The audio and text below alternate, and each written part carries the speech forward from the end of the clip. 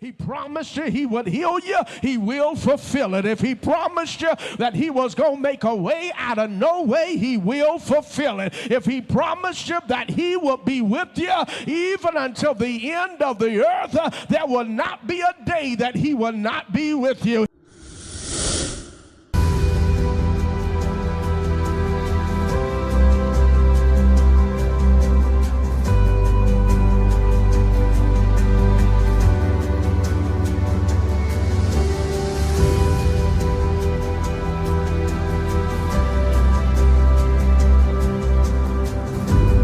The truth is, you're in a waiting season, not a stuck season. At Long Branch, we are saving souls and solving problems.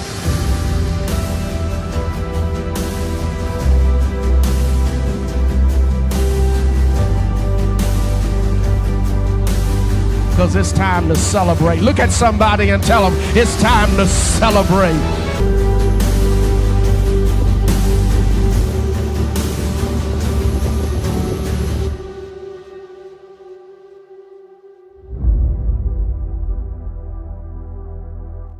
Well, hello, Long Branch. It is so good to be with you on today.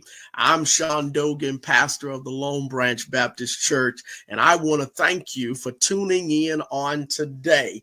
It is always a pleasure. It's always a great honor to be able to come and to share with you each and every week. I am so excited about what God is doing, and I'm grateful for each one of you. Thank you for how you supported the ministry and how you supported families, how you have supported your brothers and sisters in Christ.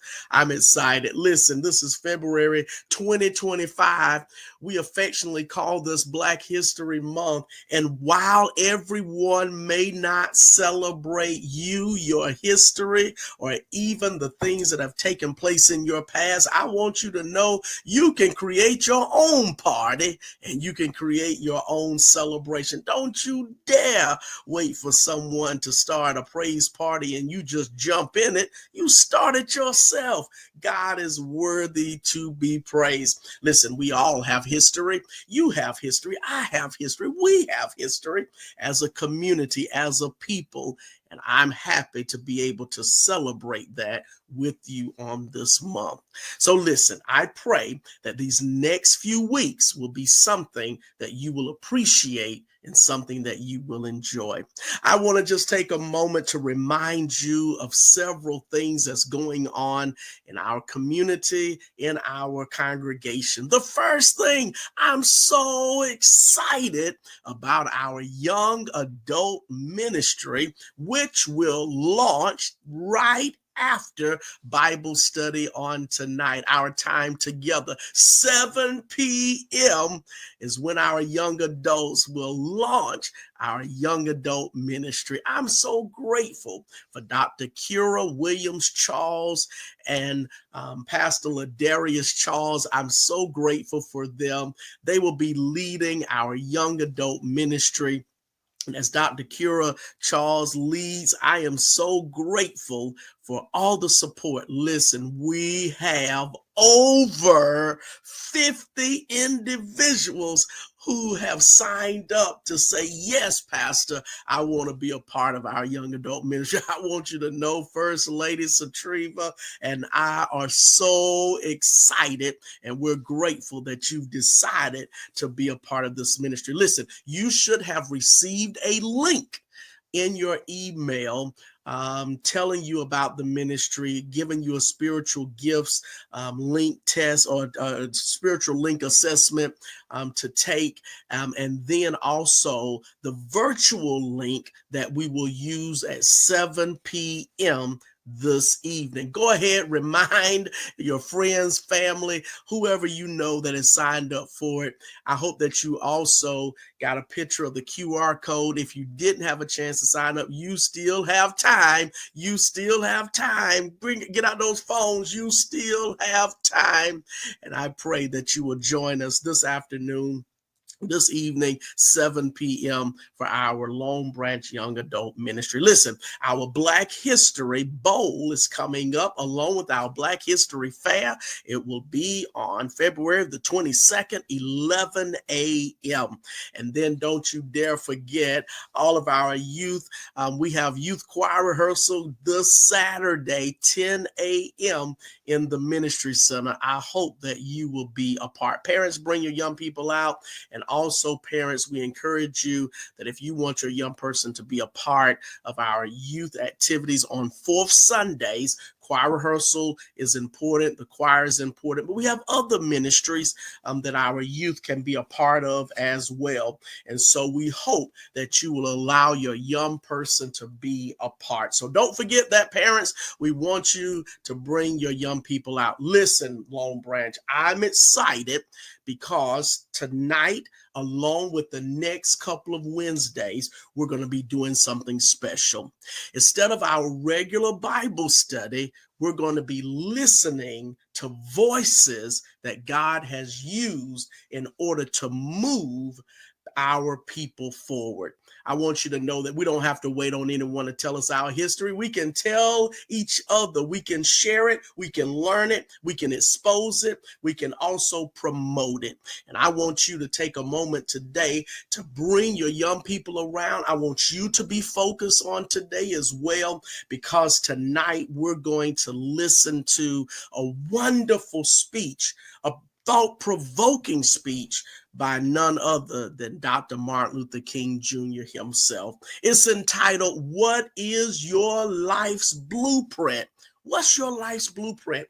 He's going to give us tools. He's going to give us ideas. He's also going to give us things that we can benefit our life with by giving us 3 essential things that we can focus on when you're talking about our life's blueprint. So listen, tonight, along with the next couple of Wednesdays, we're going to be listening to speeches, voices from the past that have been a prophetic voice to lead us into our future. Again, I want to remind you, you don't have to wait on anyone to throw a party and you join it. You can throw your own party, and you don't have to wait on anyone to acknowledge you, your history, your past. You can do it yourself. So I pray that you will enjoy. I pray that you will govern yourselves accordingly by sharing this broadcast with others as well. So what is your life's blueprint? May God bless you. May heaven smile upon you. Stay tuned for Dr. Martin Luther King Jr.'s speech, "What's Your Life's Blueprint?"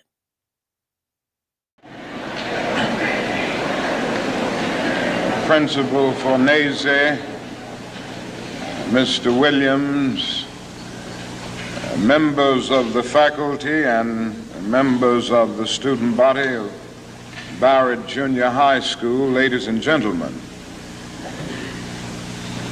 I need not pause to say how very delighted I am to be here today and to have the opportunity of taking a brief break in a pretty busy schedule in the city of Philadelphia to share with you the students of Barrett Junior High School.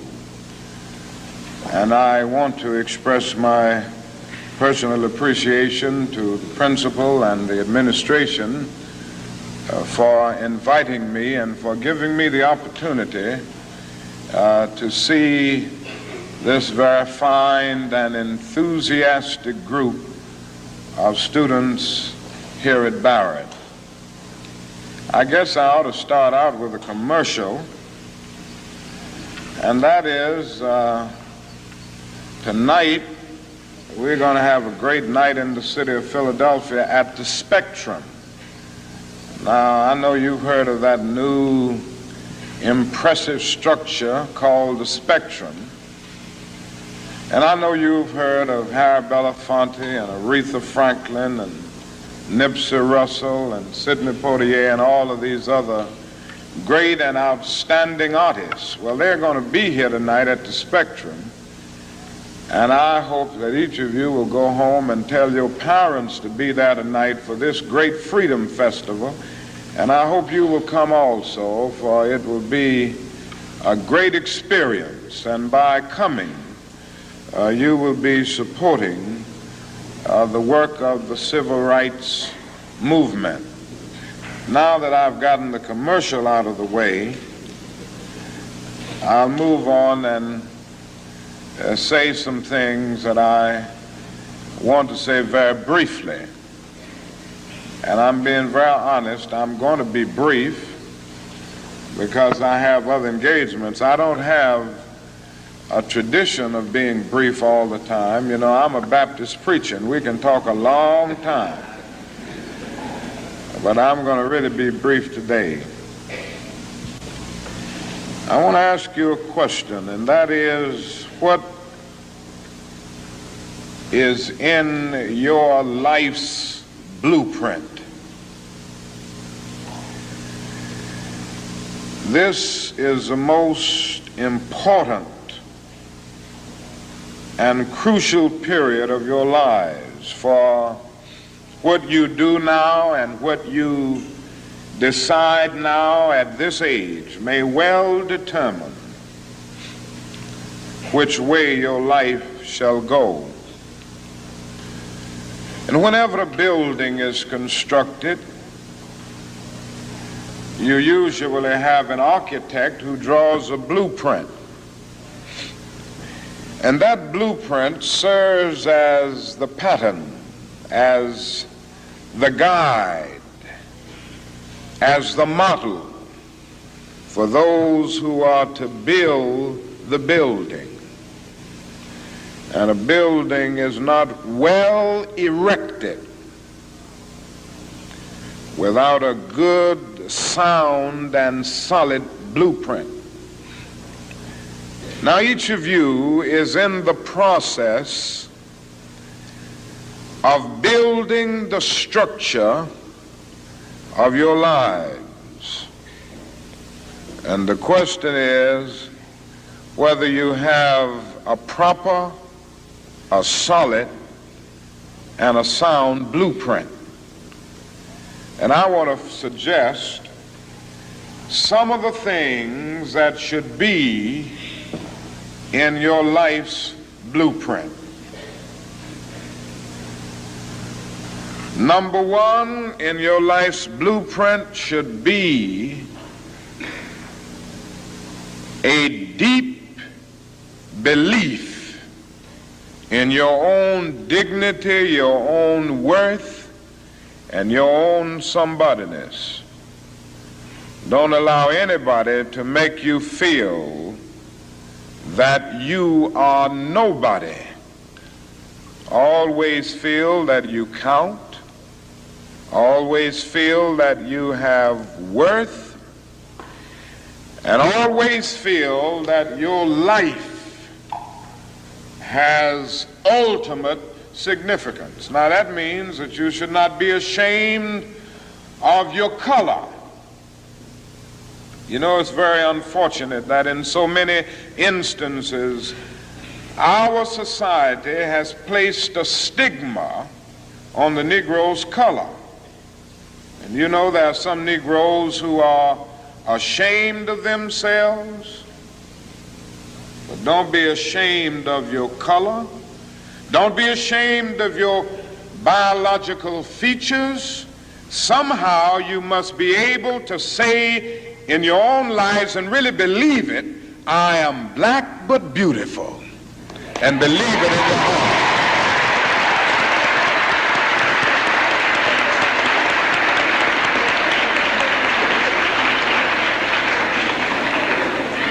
And therefore you need not be lured into purchasing cosmetics advertised to make you lighter. Neither do you need to process your hair to make it appear straight. I have good hair, and it is as good as anybody else's hair in the world, and we've got to believe that.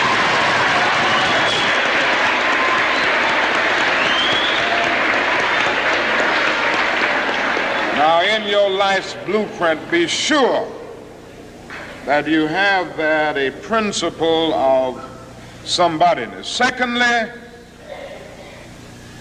in your life's blueprint, You must have, as a basic principle, the determination to achieve excellence in your various fields of endeavor. You're going to be deciding as the days and the years unfold what you will do in life, what your life's work will be. And once you discover what it will be, set out to do it, and to do it well. And I say to you, my young friends, that doors are opening to each of you.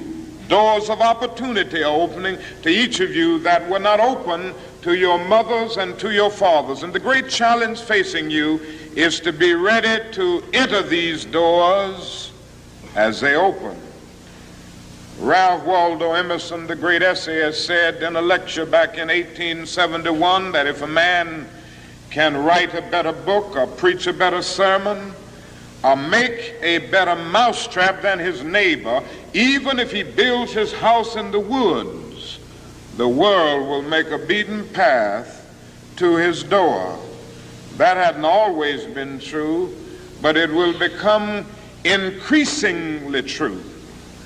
And so I would urge you to study hard, to burn the midnight oil. I would say to you, don't drop out of school, and I understand all of the sociological reasons why we often drop out of school. But I urge you, in spite of your economic plight, in spite of the situation that you are forced to live so often with intolerable conditions, stay in school. And when you discover what you're going to be in life, set out to do it as if God Almighty called you at this particular moment in history to do it. And just don't set out to do a good Negro job, but do a good job that anybody could do. Don't set out to be just a good Negro doctor, a good Negro lawyer, a good Negro school teacher, a good Negro preacher, a good Negro barber, a beautician, a good Negro skilled laborer. For if you set out to do that, you have already flunked your matriculation exam for entrance into the University of Integration. Set out to do a good job and do that job so well that the living, the dead, or the unborn couldn't do it any better.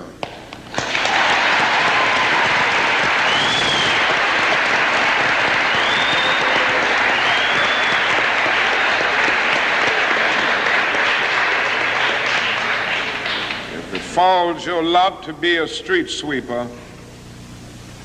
Sweep streets like Michelangelo painted pictures. Sweep streets like Beethoven composed music. Sweep streets like Leontine Price sings before the Metropolitan Opera. And sweep streets like Shakespeare wrote poetry. Sweep streets so well that all the host of heaven and earth will have to pause and say, here lived a great street sweeper who swept his job well.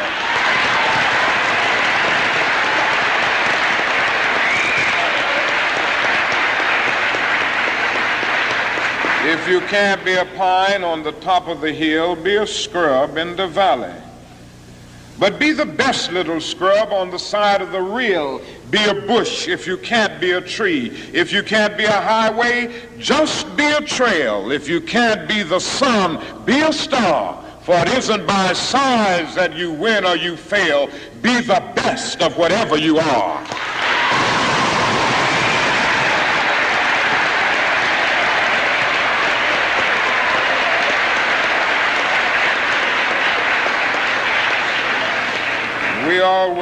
We already have some noble examples of black men and black women who demonstrated to us that human nature cannot be cataloged. They in their own lives have walked through long and desolate nights of oppression, and yet they've risen up and plunged against cloud-filled nights of affliction, new and blazing stars of inspiration. And so from an old slave cabin of Virginia's hills, Booker T. Washington rose up to be one of America's great leaders. He lit a torch in Alabama, and darkness fled in that setting. Yes, you should know this because it's in your own city. From a poverty-stricken area of Philadelphia, Pennsylvania, Marion Anderson rose up to be the world's greatest contralto, so that a Toscanini could say that a voice like this comes only once in a century. And Sibelius of Finland could say, my roof is too low for such a voice, from the red hills of Gordon County, Georgia. And the arms of a mother who could neither read nor write, Roland Hayes rose up to be one of the world's great singers and carried his melodious voice into the palaces and mansions of kings and queens. From crippling circumstances, there came a George Washington Carver to carve for himself an imperishable niche in the annals of science. There was a star in the diplomatic sky. And then came Ralph Bunce, the grandson of a slave preacher, and he reached up and grabbed it and allowed it to shine in his life with all of its scintillating beauty. There was a star in the athletic sky.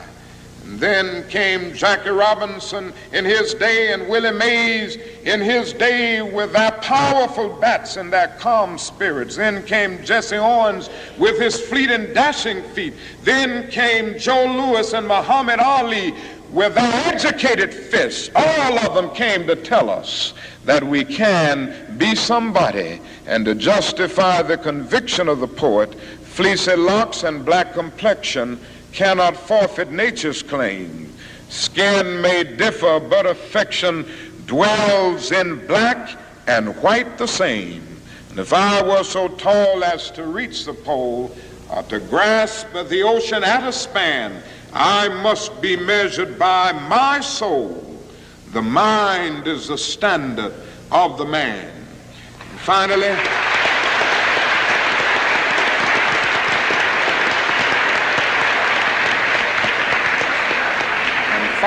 in your life's blueprint must be a commitment to the eternal principles of beauty, love, and justice. Don't allow anybody to pull you so low as to make you hate them. Don't allow anybody to cause you to lose your self-respect to the point that you do not struggle for justice. However young you are, you have a responsibility to seek to make your nation a better nation in which to live. You have a responsibility to seek to make life better for everybody. And so you must be involved in the struggle for freedom and justice.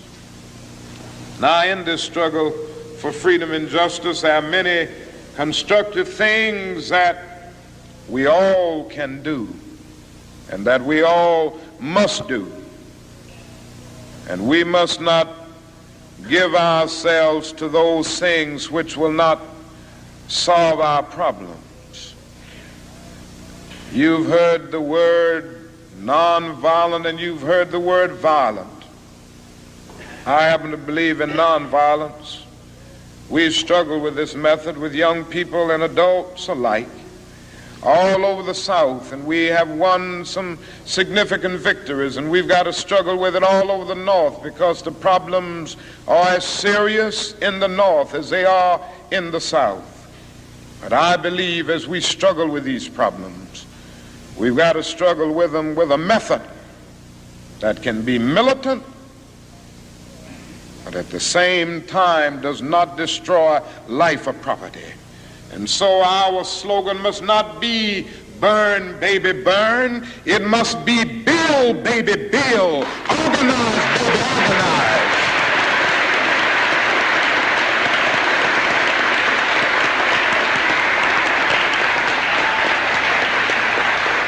Yes, our slogan must be learn, baby, learn, so that we can earn, baby, earn.